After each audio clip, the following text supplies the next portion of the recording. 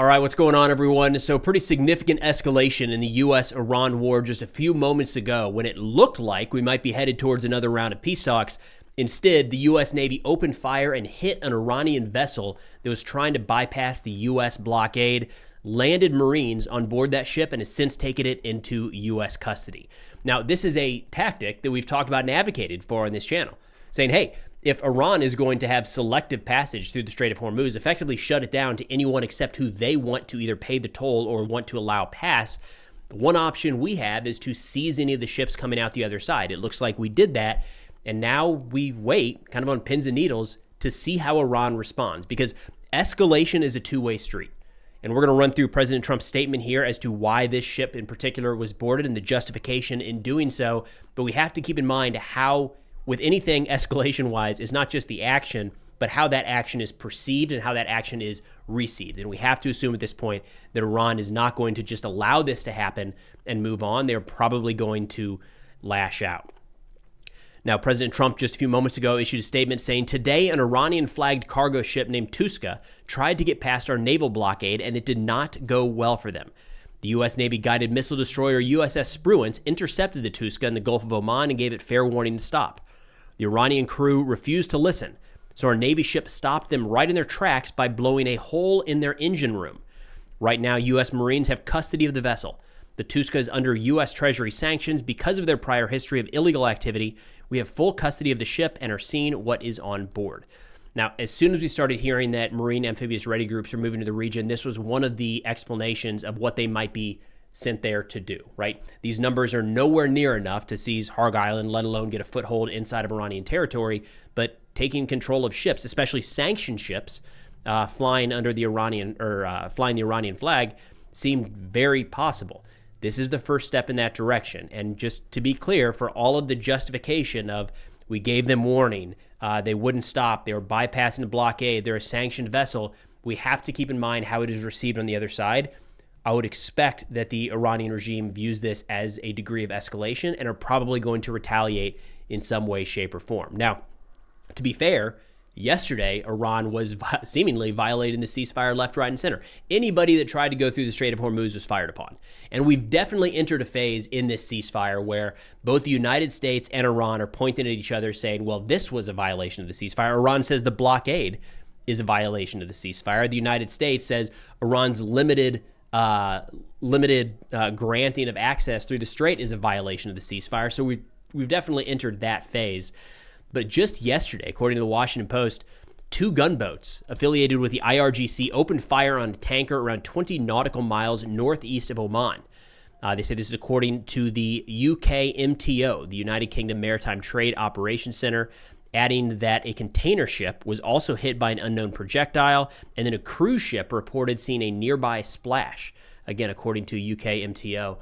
Sal over What's Going On at Shipping had a great video on this yesterday, kind of trying to break down the madness that is the Strait of Hormuz and, asking the question, is it closed, is it open? And he showed these graphics of ships kind of, they're going to make a go for it. They're going to either exit the Persian Gulf or they're going to enter, and then just turning around.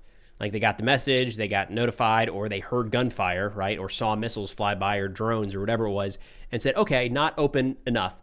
So the strait is still pretty effectively closed. Now, it did seem like we were actually heading towards the next round of peace talks here. You'll recall that last week there was the first sit down between the United States and Iran since the war began. I would say that it didn't really lead to anything tangible because the follow on from that was we put in place a naval blockade of all Iranian ports. But it sounded like we might be headed that direction again, maybe before the ceasefire expires in the next, 72 hours at this point. We will sit down again with the Iranians and try to sort out some sort of agreement. And President Trump was hinting at that today, kind of giving it life, breathing air into it. Just a few hours ago, he said that our people are on their way to Pakistan right now. And that was the first that we had heard that talks were even scheduled, let alone based off that statement. It seemed like they were agreed upon. The U.S. is on their way over there to sit down with Iran. President Trump did add some warnings with that he's voiced before, saying if they don't take the deal, we're going to knock out every power plant and every bridge in Iran. And we'll come back to that here in a second. He also added to Axios earlier today that the concept of a deal is already done. It's hard to see that.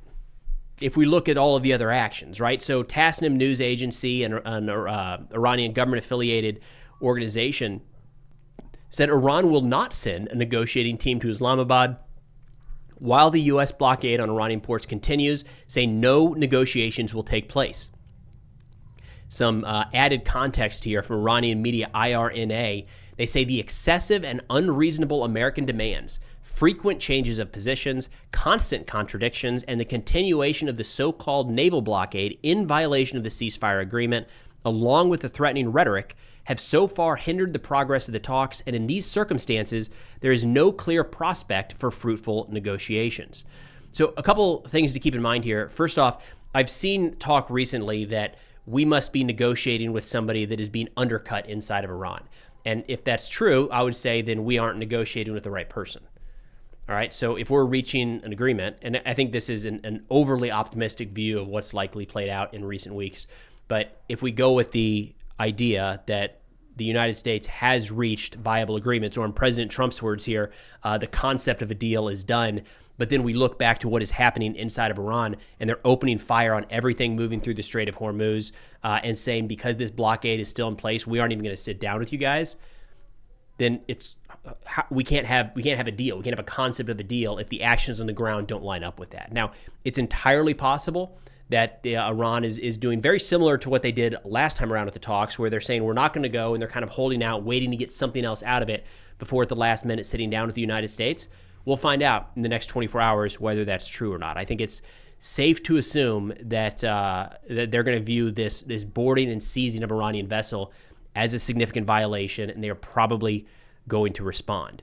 Now, in terms of what this next phase of fighting could look like, because all indications right now are that we are headed back to a hot war between the United States, Israel, and Iran.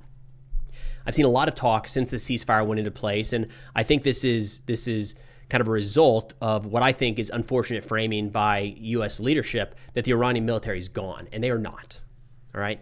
If you recall, we heard numerous officials talk about how Iran had no more air defense left, and that was before they shot down a U.S. fighter, week and a half, 2 weeks ago, all right, and an A-10.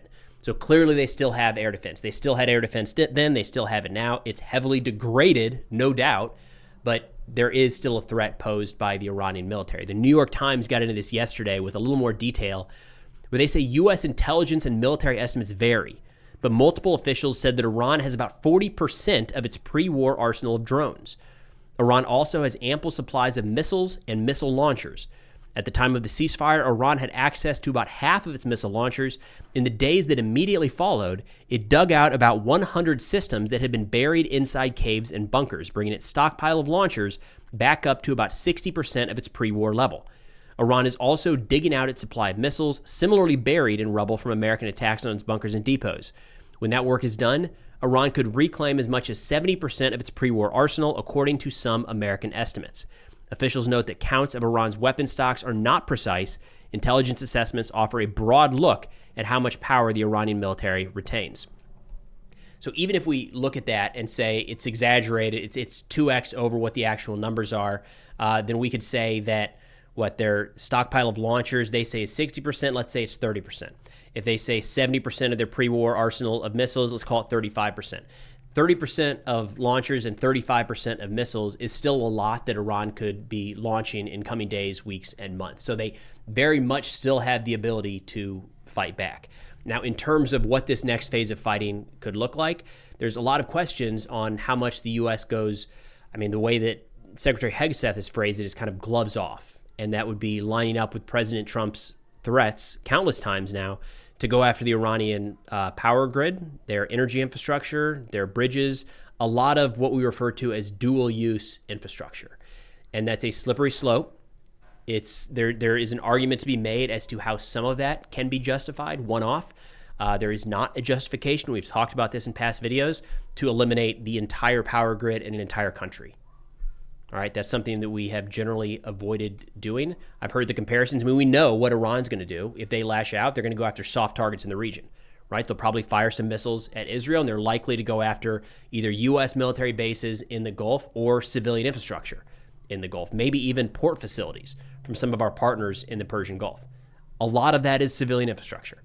We know that's what Iran does. That's what the IRGC does. and we have labeled them terrorist organizations and the supporter of terrorist organizations. So very much not in the camp of, well, if they do it, what's wrong with us doing it? Because we're not a terrorist organization, and I hold the United States and the United States military to a little higher standard than I hold the IRGC. But either way, as this next round of fighting looks to kick up, the big question is going to be if President Trump and Secretary Hegseth follow through on their threats to go after all of this dual-use infrastructure.